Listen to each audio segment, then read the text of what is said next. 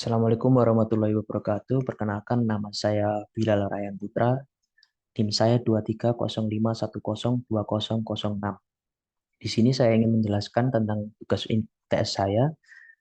Yang pertama, pertanyaan pertama, yaitu jelaskan apa yang Anda pahami tentang definisi manajemen itu sendiri. Yang pertama, manajemen adalah sebuah ilmu atau seni untuk mengatur dan memproses sumber daya yang ada. Sumber daya tersebut diproses dan diatur untuk mencapai tujuan tertentu dengan cara efektif dan efisien. Pertanyaan kedua, jelaskan secara singkat fungsi dari manajemen. Yang pertama adalah planning. Fungsi planning ini adalah manajemen membantu menyusun rencana dan strategi untuk mencapai tujuan dari suatu organisasi. Yang kedua, organizing. Fungsi manajemen ini adalah dalam pembagian tugas baik itu untuk kegiatan besar maupun kegiatan kecil dan disesuaikan dari individu keahlian masing-masing. Yang ketiga adalah directing atau pengarahan. Fungsi manajemen ini adalah sebagai tindakan yang bertujuan untuk mengarahkan semua kegiatan dan juga cara berpikir dari anggota organisasi untuk mencapai tujuan organisasi tersebut. Yang keempat adalah controlling. Eh, Maksud dari fungsi ini adalah manajemen bisa menjadi media atau pembuka jalan untuk mengendalikan pelaksanaan tugas dari anggota suatu organisasi atau karyawan perusahaan. Pertanyaan ketiga adalah jelaskan apa saja kegiatan yang dilakukan pada tahap perencanaan. Yang pertama, menetapkan tujuan. Perencanaan dimulai dengan keputusan tentang keinginan atau kebutuhan organisasi atau kelompok pekerja.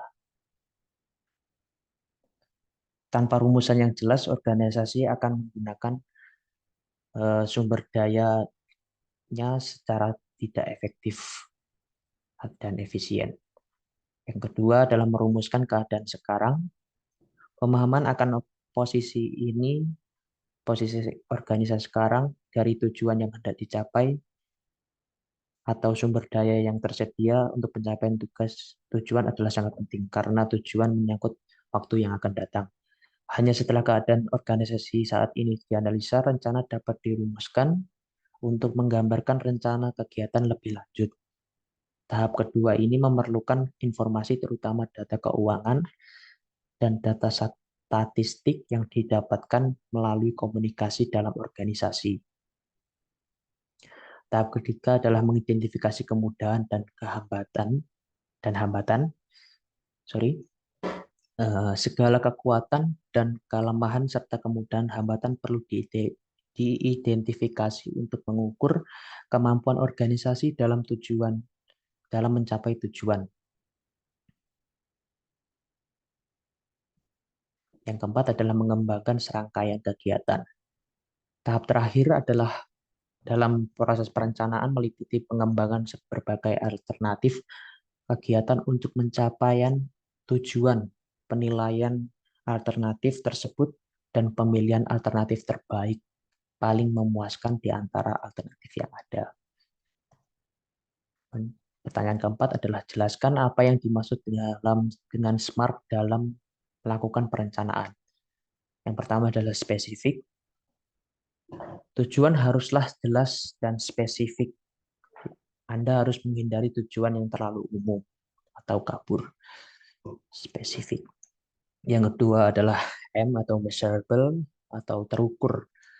Tujuan harus dapat diukur. Anda perlu memiliki cara objektif untuk menilai apakah Anda telah mencapai tujuan tersebut. Yang ketiga adalah achievable, dapat dicapai. Tujuan harus realistik dan dapat dicapai oleh individu tersebut atau organisasi. Ini berarti bahwa tujuan harus dapat direalisasikan dalam waktu dan dengan sumber daya yang ada. Yang keempat adalah R atau relevan. Tujuan harus relevan dengan visi dan tujuan dari organisasi atau proyek yang lebih besar. Mereka seharusnya memiliki hubungan yang jelas dalam dengan misi atau tujuan yang lebih besar, dan mereka harus berkontribusi pada pencapaian tujuan organisasi secara keseluruhan. Yang kelima adalah time bound atau berbatas waktu. Tujuan harus memiliki batas waktu atau tenggat waktu yang ini menetapkan kapan tujuan harus dicapai. Pertanyaan kelima adalah jelaskan secara singkat apa yang dilakukan pada tahap pengorganisasian. Yang pertama, pembagian tugas, tentu saja. Menentukan tugas-tugas yang harus dilakukan dalam organisasi dan membaginya menjadi tugas-tugas yang lebih kecil dan terkelompok.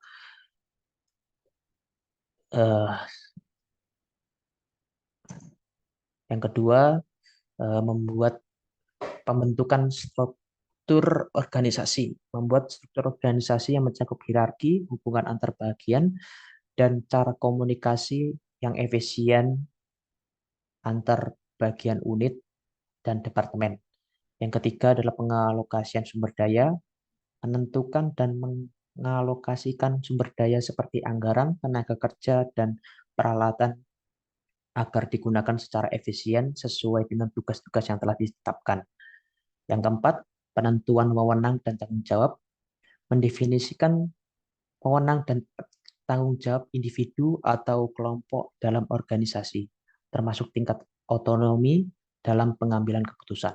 Yang kelima, memastikan kerjasama dan koordinasi yang efisien antara departemen atau unit yang berbeda untuk mencapai tujuan organisasi. Yang ketujuh, pengembangan job description, menyusun deskripsi pekerjaan yang merinci tugas, tanggung jawab, dan persyaratan untuk setiap posisi dalam organisasi.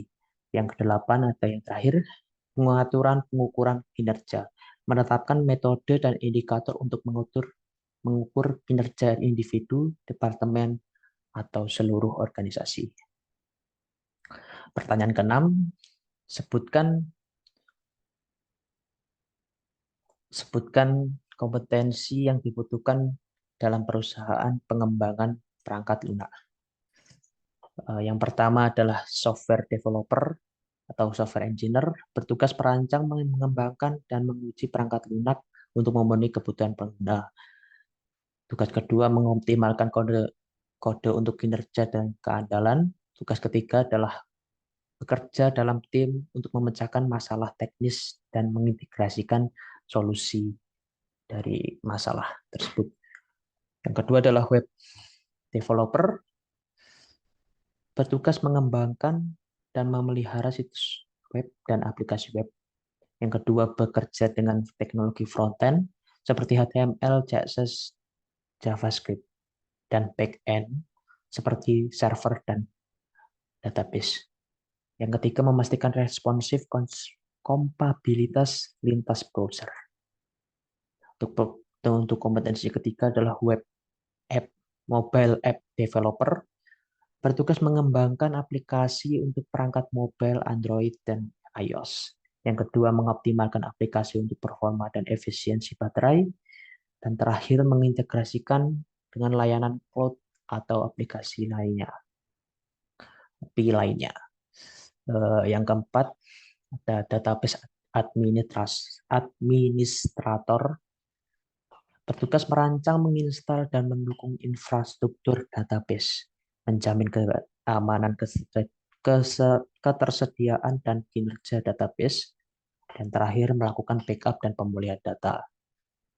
Terakhir, kelima, sistem administrator, bertugas menginstal, mengonfigurasi, dan memelihara sistem operasi dan perangkat keras.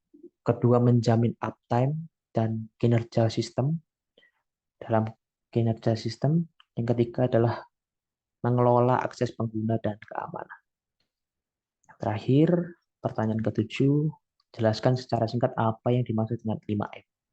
Yang pertama, man atau manusia, merujuk pada model merujuk pada manusia atau sebagai tenaga kerja atau sumber daya manusianya sendiri. Yang kedua adalah mesin atau mesin, merujuk pada fasilitas dari perusahaan, baik operasional maupun non-operasional. Yang ketiga adalah money atau uang. Ini merujuk pada uang sebagai modal pembiayaan seluruh kegiatan perusahaan atau organisasi. Yang keempat adalah metode atau prosedur, merujuk pada prosedur sebagai panduan pelaksanaan kegiatan perusahaan. Yang terakhir, material bahan baku. Material atau bahan baku ini yakni merujuk pada bahan baku yang digunakan sebagai unsur utama yang diolah sampai menjadi produk akhir yang untuk diserahkan pada konsumen. Sekian dari saya, kurang lebihnya mohon maaf. Wassalamualaikum warahmatullahi wabarakatuh.